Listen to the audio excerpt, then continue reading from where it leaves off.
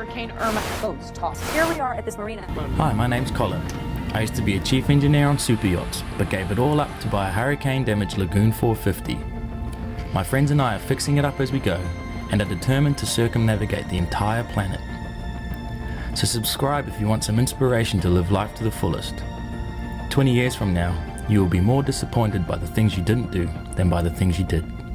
So what are you waiting for? We have these that we made for the underwater lights. The old underwater lights, they fried when we got struck by lightning as well. So the light used to go there, and it used to be mounted like that, and it used to shine out the back. I really like that, how we did it, because it made the light go backwards rather than straight down. So we're gonna mount these back up there, which means a bit of grinding, bit of glassing, bit of filling, bit of fairing, all of that good stuff. But the new light that I bought, or the new lights that I bought, are slightly bigger. Now we have to make this light mount accommodate the larger light. So first thing we have to do is just grind all of this anti-fouling and stuff off, so that we're back to fiberglass. If you've got enough wind blowing that way, you can kind of just aim the dust away from me when you're grinding. But I got it kind of all over that wrist. So that's gonna be a chew tonight. Filler.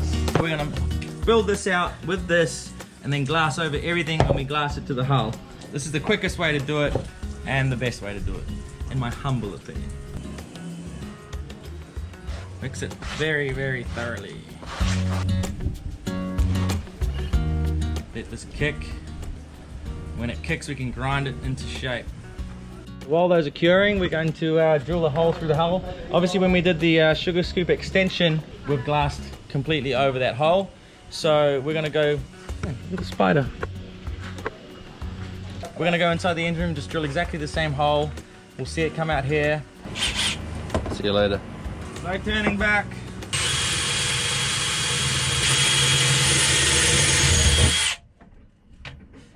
There we go. They went through glass, a little bit of foam, and then some more glass.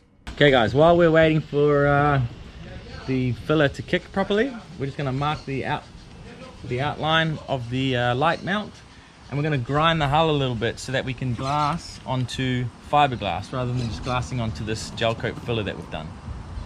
Concentration on that. Close up. Extreme close up. Here he is, just watching and learning all the time, this guy. I gotta learn everything. This guy. Next thing he'll be putting underwater lights on his boat. Everything I know about boats, I learned from this guy right here. Always just lurking in the background. What are you doing now? Oh, that's not a bad idea. I'll get one of those. I need one of those. I might need two of those. Is that a hard top? Oh, I'm getting a hard top now. Here we go. Tom's suited up. He's got the dreaded sperm suit on. He's got the grinder up. You might want some gloves as well, or else your hands get super itchy. I would recommend it. And that's what he's taking out. So that's our layers of glass, guys. 1, 2, 3. Simple as that.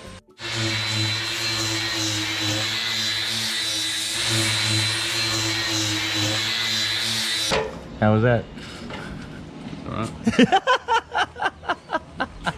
How are the arms? So we did a workout last night, so How's the face and eyes? I should have worn goggles. There we go, looking good. We're ready to glass. Our filler has dried completely, and it's big enough to accommodate our new, larger lights. So we're gonna grind this down a little bit, give it a bit more shape, and then we're gonna glue it up, and then we're gonna have to do a little bit of filling around this. Bit of Kiwi ingenuity right there. That's what I was going to say. So hopefully in about half an hour that's going to completely cure. We can bring our stands away and get ready for glass. So we can't glass with it all lumpy and jagged like that. So we'll have to do another little bit of filling. Yeah, baby. This is kicked. Should we test it?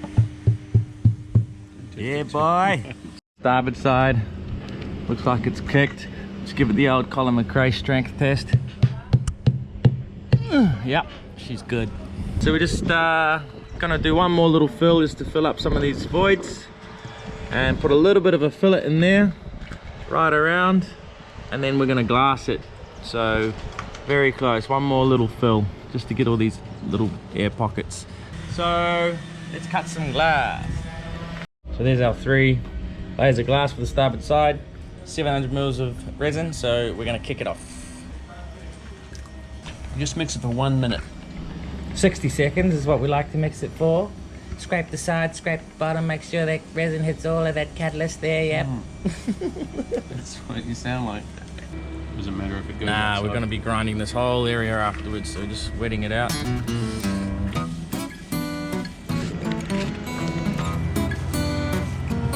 Yeah. Look at this. Going.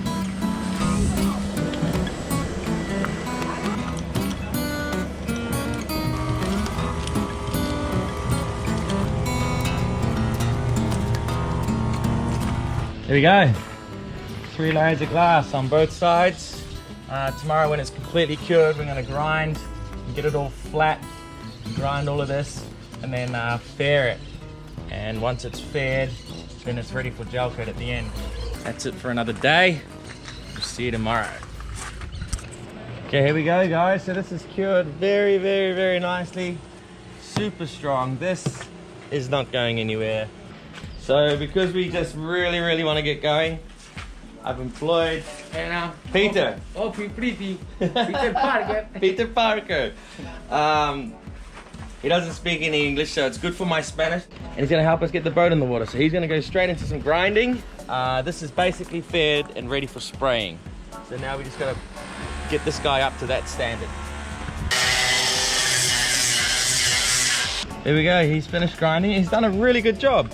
I'm just trying to figure out his skill level. It's everyone around here calls himself a glass guy. I actually had one person come up to me and ask for a reference for the guy who made these extensions, which is funny because I made these extensions. So people are claiming it. So you have to be careful about what people tell you and what their real skill level is. But so far with the grinder, he is very good. So now next stage is to start the fairing process. So we're just mixing up some gel coat with micro balloons and make a nice sort of smooth peanut butter sort of a texture. And we're just going to fill all of this to get it ready to spray gel coat. So that's the next step. He's done pretty well here. He definitely has the right idea. He got it on fairly smooth, so not too much sanding involved. This is going to be easy to sand, it's round. And then a little bit of sanding through here. So for a first fill, I'd give that about a 7 out of 10. Just doing the other side now. It's a little bit more forgiving when it's below the waterline because it's going to get 3 coats of this the epoxy barrier coat, and then 2 coats of anti-foul on top of that. So there's a lot of you've got quite a bit of leeway there to it's not like doing the top sides up there where it's got to be absolutely perfect. So ¿cómo dormiste? Bien, chévere. Excelente. So Peter's staying on the boat with us because he lives in Panama City, and I said let's start work at 8 o'clock, and he started work at 7 o'clock. So good start. Ofi. Todo bien? Bien. Okay, so the next stage, we put that fairing on yesterday, that filler, gel coat with micro balloons, and he's just hitting it with the orbital. It's coming along nicely. Guys, I can't take it any longer. The suspense is killing me. Today, we're gonna take the new dinghy for a spin. So, it's Saturday here, and there's some surf coming this afternoon. And when there's swell coming, Parlay tends to drop all the tools and get out there and take advantage of it. So, what is the equipment that we are talking about? It is a HIGHFIELD 380, so 3.8 meters, and they sold it to me as a used dinghy. So it's a little bit beaten up. There's a few things in the hull, and she's not brand new, that's for sure. But I paid $2,000 for it, which I'm still pretty happy with because it's brand new. They're worth about $7, I think. Behind me, in the corner there is a brand new 25 horsepower two-stroke Yamaha.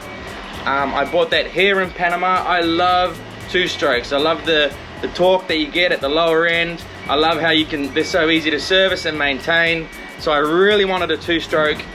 The thing with a brand spanking new engine is that you have to break it in. So for the first 10 minutes we have to run it at idle, and we'll just potter around the marina here.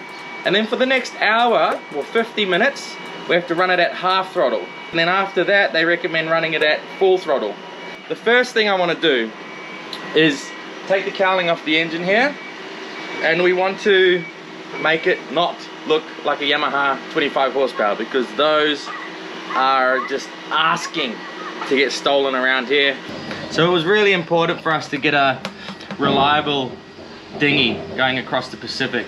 We're going to go to some pretty remote areas, and the dinghy is our car. It's our transport to and from the boat, and I'm really happy that I got a new dinghy.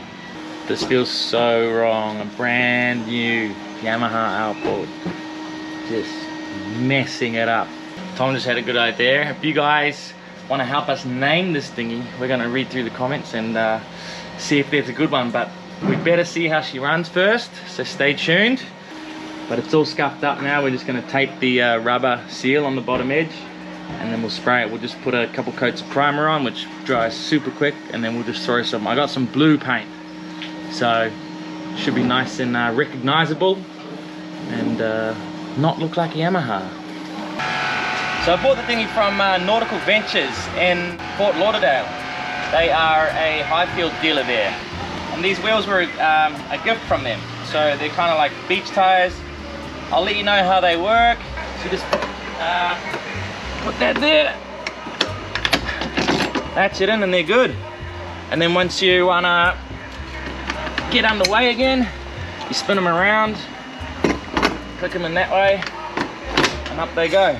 By the way, transom extension already making good use of itself. There we go. Okay, now we've just got to try to get this thing onto the ground. The problem is the lines on the davit aren't long enough to reach all the way down to the ground, so we're going to have to rig something up to get it down. With this particular dinghy, I needed to buy the long shaft outboard. So if you're going to buy one of these, make sure you get the long shaft, or you have the long shaft already. It's not complete without a couple of Parlay revival stickers on it. Still kind of heavy, even with three of us holding it.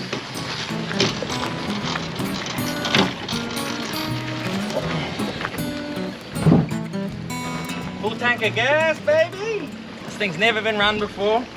I don't actually know how Yamaha would store a brand new engine, whether they put fogging oil inside the cylinders or what. I have no idea. So excited. I love new shit. Okay, open the breather, pump the bulb till it's hard. Never been pulled before. A bit of choke, a little bit of gas.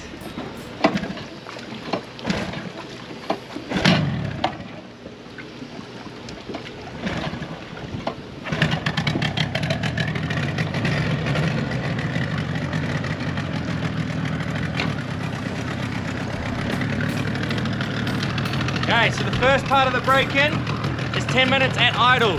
Gotta stay hydrated. So we're, it's almost 10 minutes. So we're just coming around to the dinghy dock. We're gonna grab an anchor out of the old dinghy. So this is the old dinghy, guys. Look at this, check out this cowling. Jeez. So this one's for sale if anyone wants to buy it. Good. Indo, gonna go to the beach? Gonna go to the beach? What's the bet they jump in the wrong dinghy? Hey, we got a new dinghy, guys.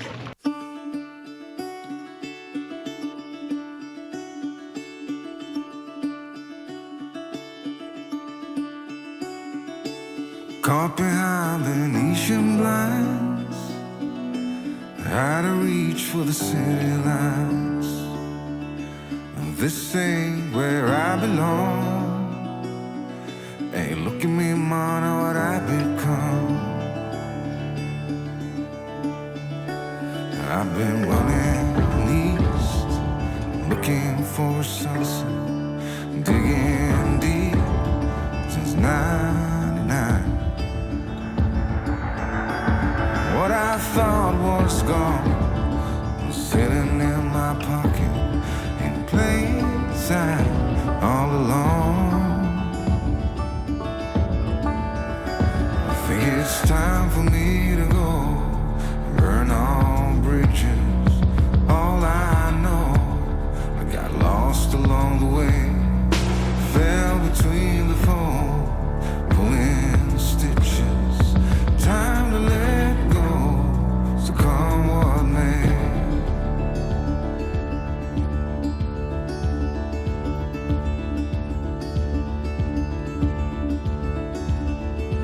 Don't look before you leave. What you give, you get to keep. So long, farewell, bye-bye. Let's have a toast for those lost old lives. There you go, that was pretty freaking epic. We had to keep it at about half throttle, 2 dogs and 3 of us, and we were planing so easy. I'm so happy about that. What a difference. Stoked. There she is, look. Alrighty guys, we've just put a couple of the knickknacks on that Nautical Ventures in Fort Lauderdale gave us. Well, first of all, we've now put the fuel up forward, so it's not around everyone's feet. It's well out of the way. You still get a little bit of storage around it, so that's pretty cool. We've installed this little bench seat here, and it came with this bag with the drone in there, so that could be quite useful. We'll let you know. We'll put the bimini up. This is pretty sweet, especially if we're going on long trips to go surfing, or the dogs are hanging out in the boat. They can just hang out under the bimini. Really nice to be out of the sun. We just installed this lockable seat slash storage compartment, so we can put whatever we want in there. So when you're driving, it's just a lot more comfortable. You don't have to reach over for the tiller. So now we have to do our full throttle braking. So we're just going to come out of the marina here and just give it absolute, put it in the corners, and we'll see how fast we go. Kind of nervous. There's only 2 of us, so it's going to be super light. I've got a feeling it's going to be quick. Let's go.